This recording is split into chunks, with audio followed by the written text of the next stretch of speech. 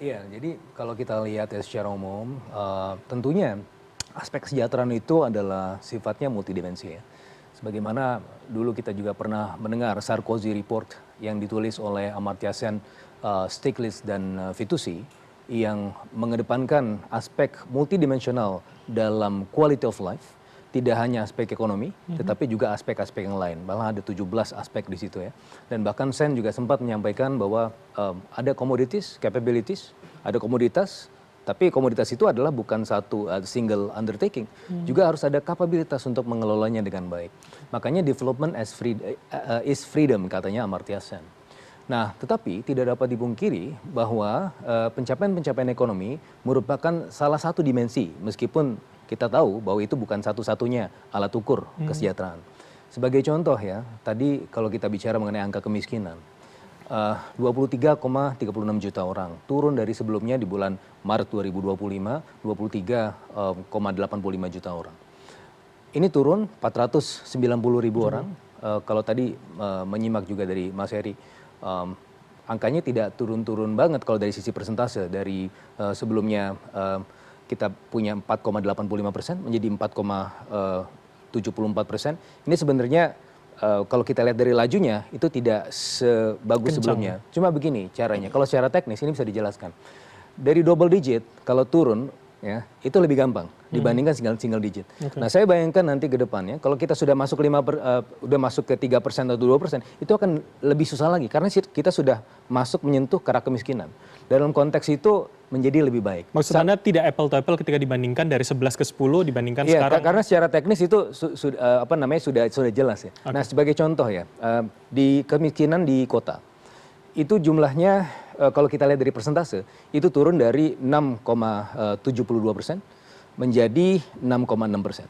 Dibandingkan dengan tingkat kemiskinan desa dari 11,03% menjadi 10,72%. Kalau kita lihat dari sini ya, dari yang single digit ya dari double digit ke single digit itu laju lebih cepat dibandingkan dengan yang single digit. Dan dari situ sebenarnya sudah kelihatan bahwa sebenarnya kita nggak bisa bicara mengenai laju yang lebih kecil karena memang udah sepantasnya begitu kan.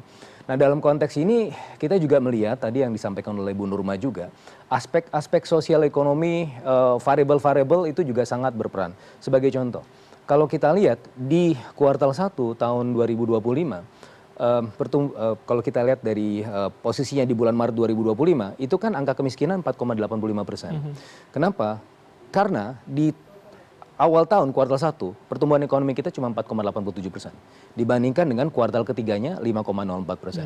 All in all kalau kita lihat dari sumbangannya terutama di sektor pertanian kalender to kalender 5,33%. Dibandingkan ya kalau Mas Bram ya kalau kita bandingkan dengan sebelum-sebelumnya ini lumayan sejalan.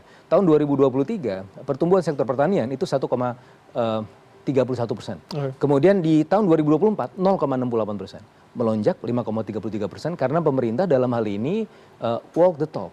Kita bicara mengenai ketahanan energi, ketahanan pangan, dan itu yang kita lakukan. Pertumbuhan 5,33%. Dan satu lagi, kenapa angka pengangguran kita bisa lumayan ya. Jadi kalau kita lihat tadi angka kemiskinan, angka pengangguran juga sebelumnya juga 4,85% menjadi 4,74%. Salah satunya adalah karena ada program prioritas pemerintah yang berjalan terutama di kuartal keempat.